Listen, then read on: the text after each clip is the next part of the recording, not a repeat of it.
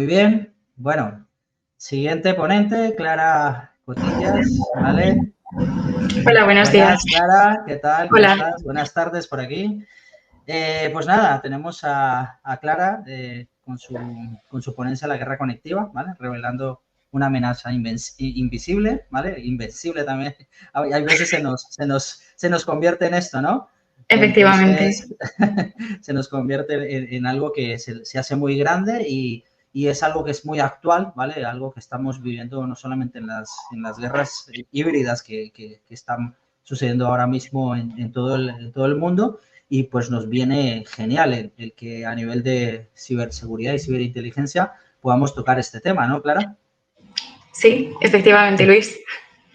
Muy bien, pues te dejo para que te presentes y nos presentes esta ponencia, Clara. Venga. Muy bien. Bueno, primero de todo, quiero agradecer al equipo Ginseng y a todos los organizadores de Intelcon por darme esta oportunidad y este espacio para hablar de un tema tan relevante como es la guerra cognitiva.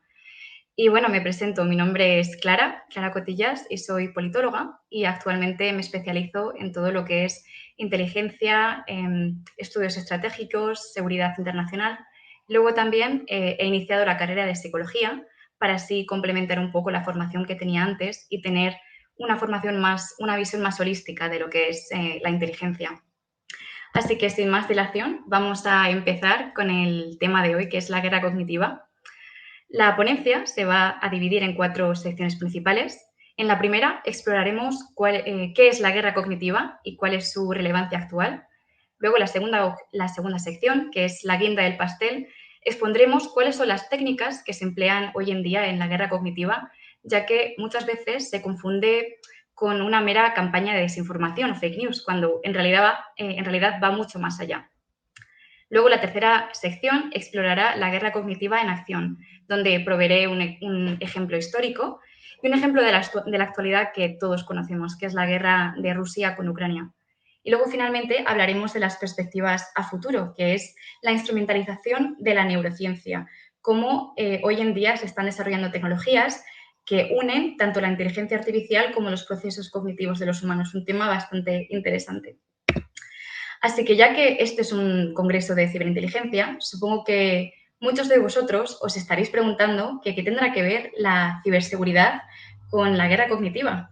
Y lo cierto es que sí que tiene que ver, y muchísimo más de lo que nos imaginamos, porque no existe una buena guerra cognitiva sin primero un buen ciberataque, porque lo que estos nos permiten es crear el clima perfecto de caos, de confusión, de incertidumbre.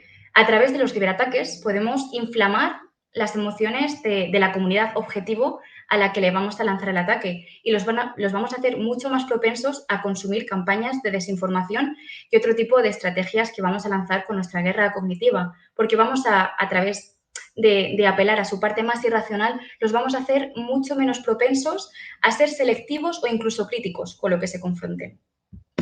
Y bueno, antes de empezar con la guerra cognitiva, me parece fundamental definir 2 conceptos. ¿Qué es lo que entendemos por guerra y qué es lo que entendemos por cognición? Bien, pues por guerra entenderemos que es un acto de violencia que está destinado a imponer nuestra voluntad en nuestro oponente.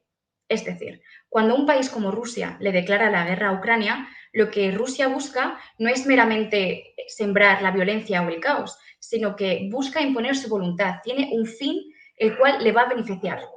Y luego, por otra parte, tenemos el concepto de la cognición, que es la facultad que tenemos absolutamente todos los seres humanos para procesar la información en base a nuestra percepción, nuestro conocimiento adquirido y nuestra propia experiencia.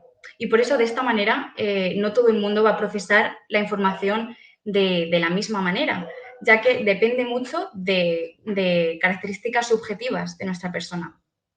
Por ello, cuando hablamos de la guerra cognitiva, hablaríamos en este sentido de un acto de violencia que tiene como objetivo imponer nuestra voluntad en nuestro oponente a través de manipular sus cualidades cognitivas. Divide et impera. Perdona, es que está el perro de los vecinos, a ver si pasan. Divide et impera, que se traduce en el castellano como divide y vencerás. Este es un proceso Bueno, esto es un tipo de estrategia que ya los romanos entendieron su gran potencial, ya que si quieres reinar de la manera más fácil y simple posible, bueno, sin invertir tantos recursos, divide y enfrenta y polariza a la población a la que tienes como objetivo. Porque en este sentido, la guerra cognitiva es nada más y nada menos que la militarización de la opinión pública. Y esta tiene dos objetivos principales. La primera es influir en la política pública y gubernamental de aquella sociedad. Y el segundo y el último objetivo es el de desestabilizar a las instituciones públicas.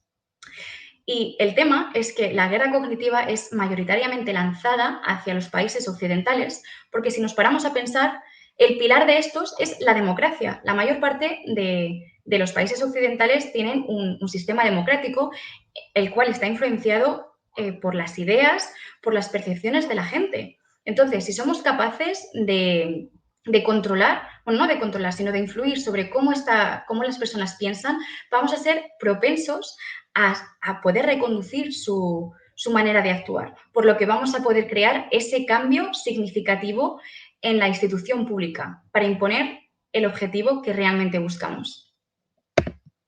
¿Y cuál es su relevancia actual? Bien, pues como he comentado, es un arma extremadamente potente para las democracias occidentales y luego además es que comparte la diferencia de otro tipo de guerras convencionales con que no es una guerra de Estado contra Estado, sino que es una guerra mucho más multidimensional. Es decir, se puede llevar a cabo tanto un individuo contra un grupo, como grupo contra grupo, individuo-Estado, eso es multidimensional.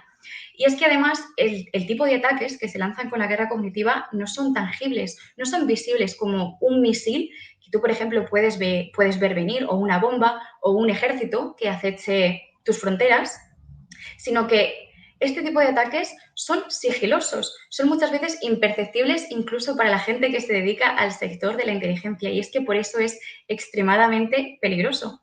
Y luego además es que contamos con el auge de las redes sociales y otro tipo de tecnologías. Un tipo de tecnologías que nos permite lanzar cualquier tipo de información a cualquier parte del mundo a velocidades realmente sin precedente. Por lo que vamos a tener esa vía de acción que antiguamente no se tenía. Por lo que la guerra cognitiva se caracteriza primero por su sigilosidad, porque como hemos dicho, los ataques no son tan tangibles como en la guerra convencional, su frecuencia, porque además todos los días estamos siendo bombardeados por todo tipo de información. De hecho, es que las redes sociales son un campo de batalla de guerra cognitiva por diferentes países, porque hay que remarcar que en la guerra cognitiva no es que existan buenos ni malos, sino que es una estrategia que absolutamente todos los países utilizan para llevar a cabo sus objetivos. Y finalmente es que es extremadamente eficaz y eficiente, porque con pocos recursos logramos muchísimo, como veremos a continuación. Y esto nos lleva a la segunda sección. ¿Cuáles son las técnicas que se emplean para la guerra cognitiva? Bien, pues lo cierto es que existen múltiples técnicas, pero a mí me gusta categorizarla en tres secciones principales: explotar, manipular y distorsionar. Cuando hablamos de explotar, estamos hablando de explotar la realidad, explotar la tendencia biológica que tenemos los seres humanos a, por ejemplo, imitar a otros o observar. Y dentro de estas técnicas vamos a encontrar la apelación emocional, el contagio social y el principio de autoridad, que vamos a ver a continuación.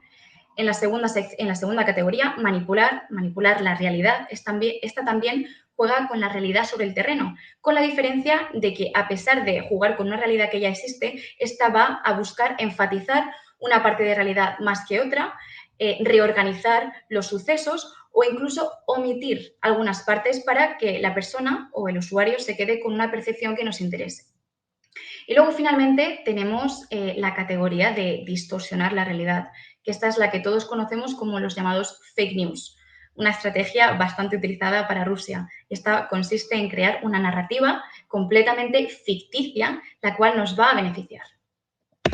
Dentro de la primera técnica, explotar la realidad, tenemos primeramente la apelación emocional, que es una de las técnicas más utilizadas y más eficientes, porque ya no es que solo se utilice en política, sino que en marketing es también fundamental.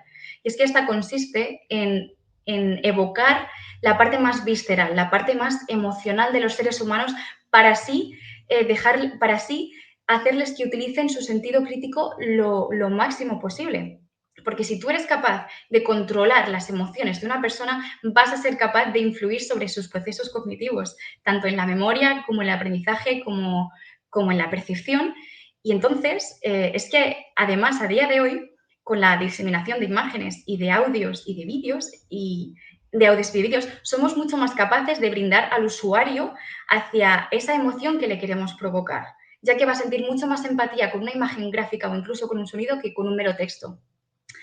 Y bueno, segundamente, siguiendo, tenemos el contagio social, que como he dicho, este tipo de estrategia explota una de las tendencias biológicas más comunes de los seres humanos, que es la de imitar a otros, la de adherirnos a las normas sociales. Esto tiene su origen en la psicología evolutiva, porque como bien sabemos, el individuo tiende a imitar el comportamiento que ve a su alrededor para que no se le expulse del grupo. Un ejemplo de esto es la Primavera Árabe en 2011, donde muchísimos usuarios, especialmente jóvenes, se unieron a estas protestas, ya que vieron que una inmensa parte de la población estaba llevando a cabo una revolución. Y muchos de ellos, simplemente por la inercia de ver que tanta gente estaba involucrada, se involucraron en ello. Así que es bastante interesante y muy utilizada también por la guerra cognitiva, el contagio social.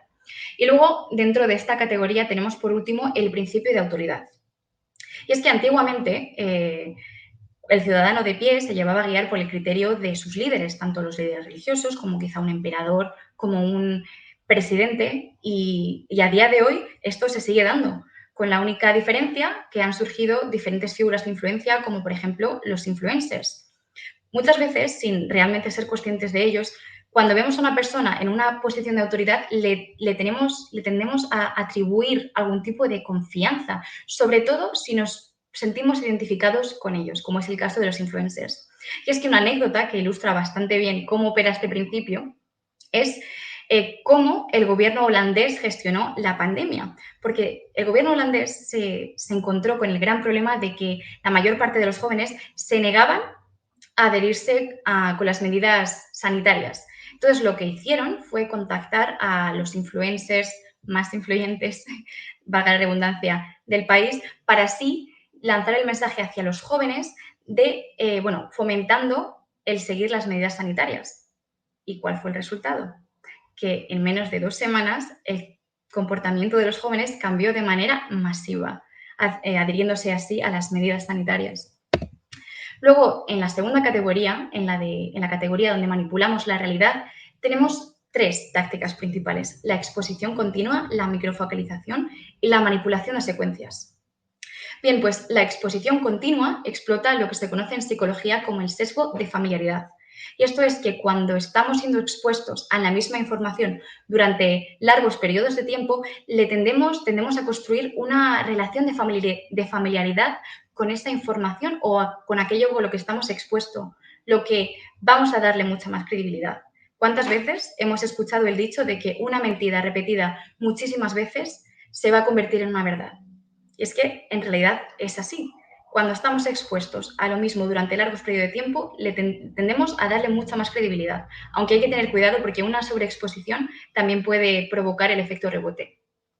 Luego tenemos la técnica de la microfocalización, y esta es extremadamente peligrosa, ya que se basa en personalizar nuestro mensaje al usuario para que así sea mucho más persuasivo. Hoy en día existen muchísimas herramientas que nos permiten saber cómo las personas piensan, cuál es su ideología, cuál es el tipo de contenido al que le dan atención. Y esto nos va a permitir personalizar nuestro mensaje de tal manera que sea mucho más personal y mucho más persuasivo. Y es que esto se vio en el evento de Cambridge Analytica 2016, donde consiguieron reconducir o cambiar el comportamiento de muchos votantes a través de esta técnica.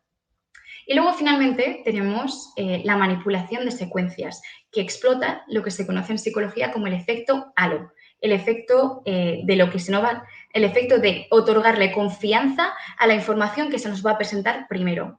Porque incluso plataformas como Google han entendido el potencial de esta estrategia. Muchas veces, en la mayoría de los casos, cuando buscamos en Google, a los primeros links en los que pinchamos o le damos confianza es a los que nos aparece primero, porque por instinto le solemos otorgar pues, esa confianza.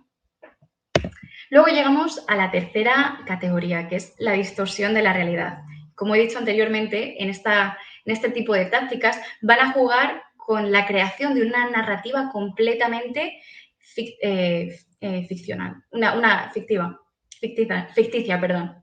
Y entre ellas tenemos dos tácticas principales, la persuasión narrativa y la desinformación. La persuasión narrativa es una estrategia que se ha utilizado muchísimo a lo largo de la historia. Y es que consiste en algo muy simple. Consiste en guiar al usuario hacia un relato bastante simple, donde tendremos un protagonista, un antagonista, un problema y una solución. Y es que, por ejemplo, el caso de Alemania nazi ilustra a la perfección este tipo de táctica. Porque en Alemania nazi se les presentó, por ejemplo, el protagonista, que sería la sociedad alemana, la sociedad aria, el antagonista, los judíos. Luego tendríamos el problema, los judíos tienen fines demoníacos y quieren acabar con nuestra sociedad, y la solución, que sería exterminarlos. ¿Cuánta gente, cuántos millones de personas fueron persuadidos a través de esta estrategia? Es que fue uno de los eventos más catastróficos de la historia, simplemente con una táctica tan fácil como esta. Y luego, por último, tenemos la desinformación. La desinformación no es una táctica en sí, sino que combina muchas de las técnicas que hemos mencionado anteriormente, tanto la apelación emocional como la manipulación de secuencias o como cualquier tipo de estrategia que hayamos visto. Pero tiene la particularidad de que se basa pues, en una narrativa completamente ficticia, en una narrativa fabricada. Y es que las fake news hoy en día son uno de los temas más candentes porque vemos que tecnologías como los deepfakes o la alteración de imágenes hacen extremadamente difícil distinguir lo que es real de lo que es ficticio. Por lo que la desinformación es por ello que ha tomado uno de los papeles principales en los conflictos de hoy en día, especialmente los que se libran online. Y luego, finalmente, vamos a la guerra cognitiva en acción. Y he querido seleccionar un ejemplo histórico, ya que mucha gente lo conoce, pero otros no. Y esto es la leyenda negra de España. Bien, pues, la leyenda negra de España, aunque es un tema bastante debatido todavía por los historiadores, es una campaña propagandística que los enemigos del Imperio Español, los ingleses, los holandeses, los franceses, lanzaron contra España con el fin de difamarla, con el fin de desacreditarla y retratarla como una nación barbárica, como una nación incompetente y como una nación extremadamente sangrienta. Y es que, de hecho, a día de hoy hay muchos de estos bulos que siguen circulando y que los estudiantes españoles estudian como verdades históricas, como, por ejemplo, pues la completa magnificación de la Inquisición. Pueden investigarlo, es un tema bastante interesante. Y es que, para ilustrar cómo operó esta guerra cognitiva por aquel entonces, he seleccionado dos imágenes principales. En la primera imagen podemos ver cómo un soldado español está cometiendo un acto completamente barbárico hacia un nativo americano. Como ven aquí, esto es un claro ejemplo de apelación emocional e incluso sobreexposición. Bueno, sobreexposición porque este tipo de papeletas circulaban constantemente por aquel entonces. Y lo cierto es que en la primera imagen, lo que se busca retratar esa imagen es la imagen de España como un país bárbaro, cuando en realidad se omite el hecho de que España es la cuna de los derechos humanos, especialmente la Escuela de Salamanca, algo que no mucha gente sabe, porque una de las primeras cuestiones que se planteó cuando España llegó a América fue si los nativos americanos eran tan humanos como nosotros. Y lo que hizo la Escuela de Salamanca fue crear un decreto diciendo que absolutamente sí, eran tan humanos y tan personas como nosotros. Y cualquier persona que quisiera violar los derechos de los nativos tenía que ser castigado. Luego ya es cierto que en la práctica pues siempre se cometen corrupciones, excesos y era otra historia, pero era ilegal y eso es algo que no mucha gente conoce. Y luego en la segunda imagen vemos a un hombre que está devorando a un bebé. Una imagen que obviamente pues, va a evocar una sensación de miedo, incluso de desprecio en nosotros. Y es que este hombre que vemos aquí es el duque de Alba. Y esto es una papeleta que circuló especialmente por Holanda, algo que hoy en día todavía influye a su sociedad, porque a día de hoy en Holanda, cuando queremos que los niños se porten bien, no se No se dice que viene el coco o que viene el hombre del saco, como en España, sino que a día de hoy todavía a los niños les siguen diciendo que viene el duque de Alba. O sea, niño, pórtate bien que va a venir el duque de Alba. Esto lo pueden mirar porque es 100% verídico. Y finalmente, hace un mes estaba circulando por las redes sociales y me encontré pues una evidencia de que la guerra cognitiva contra España sigue operando a día de hoy.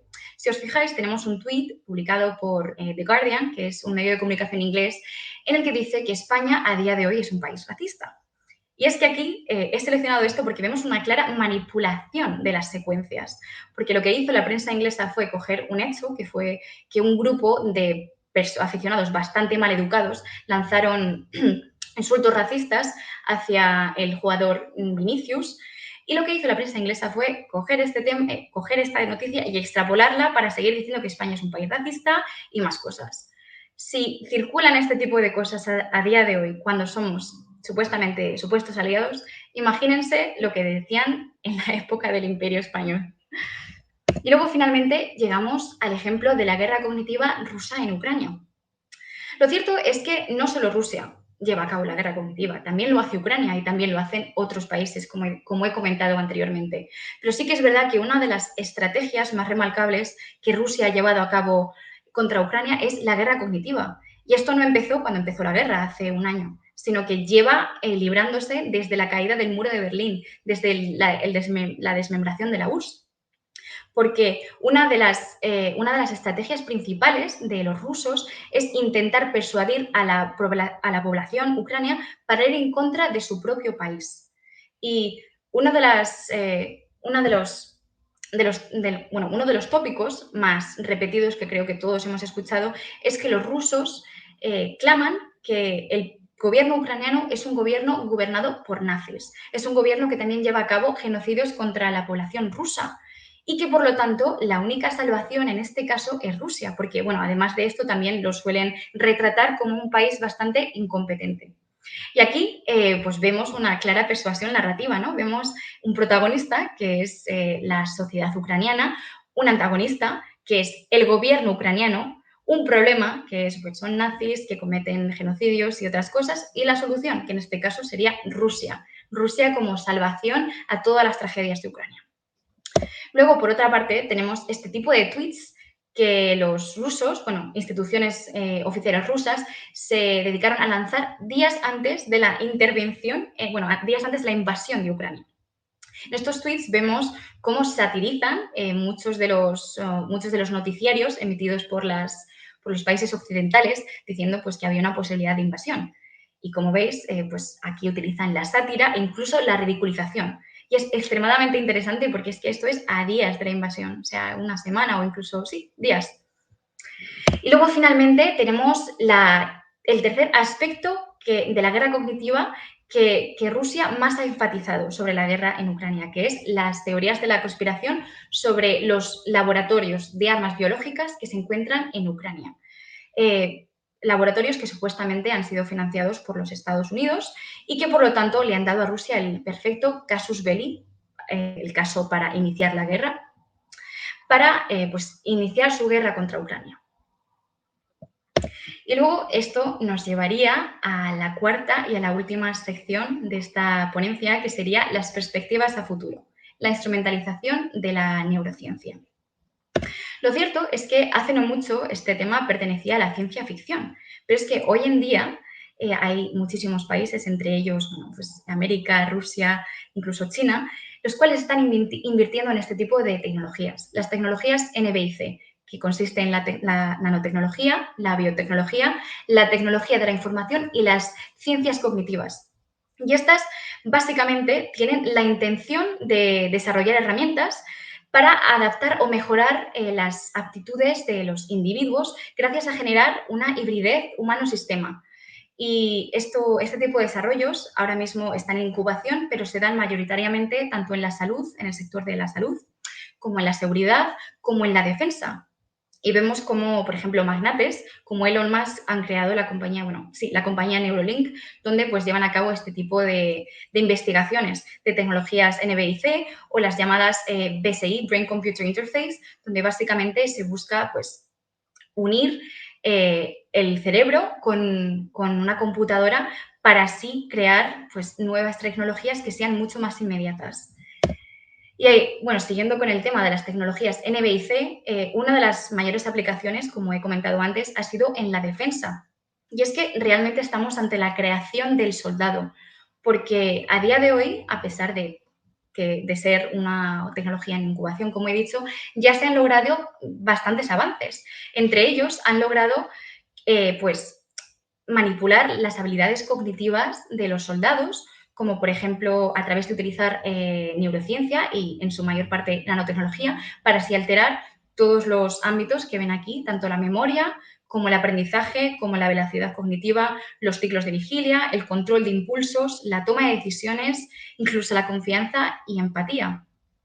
Y es que esto es un tema que tanto como la inteligencia artificial es bastante incierto porque no existe ninguna regulación a día de hoy. Entonces nos encontramos con que muchos países están desarrollando este tipo de tecnologías, pero no existe ningún marco legal que las regule. Por lo que realmente quiero lanzar un mensaje a la gente de este sector, especialmente a la ciberseguridad, y es que a día de hoy se hackean sistemas, se hackean ordenadores, pero es que el día de mañana tenemos que contemplar la posibilidad de que se empiecen a hackear las mentes de la gente, los cerebros. Y bueno, con esto ya doy fin a la conferencia y muchísimas gracias a todos aquellos que me estáis viendo y si tienen alguna pregunta, pues encantada de contestarla. Muchas gracias. Muy bien, Clara. Esto es oro. Esta información es oro porque realmente es lo que estamos viviendo actualmente. La pregunta de siempre, yo creo que, bueno, por ahora no veo preguntas en el canal, pero sí es obligatorio. ¿Cómo realmente protegernos de muchas veces de esto? ¿Cómo detectarlo? Siempre decimos, usa el sentido común, ¿vale? Porque es parte de lo que entiendo que como seres humanos tenemos como un arma contra contra con esta intervención que suelen hacer los distintos actores, ¿no? Pero sí, la pregunta es esa, o sea, ¿cómo realmente nos protegemos muchas veces de esto o qué podemos hacer, ¿no? Ante todo este volcado de información, de polarización que hay en la sociedad, ¿no? Sí, efectivamente. Entonces, es interesante todo esto que comentas y bueno, no tenemos así preguntas en el canal de YouTube, pero recordar que tenemos en nuestra página de Intelcon, ¿vale? Toda la información acerca de Clara, ¿vale? Para que la podáis contactar a través de las redes sociales, ¿vale? Todas nuestras ponencias, como siempre, quedan grabadas, ¿vale? Y bueno, alguno que ya decía por ahí, decirme que esto queda grabado. Pues sí, queda grabado y así podemos seguir esto, pues desmenuzando esta información que también nos entrega Clara, que es actual, y agradecerte, Clara, por la participación en el Congreso y por esta gran ponencia que nos das. Bueno, muchas gracias a vosotros por darme la oportunidad de estar hoy aquí. Es un placer. Muy bien, muchas gracias, Clara. Pues bueno, despedimos a Clara.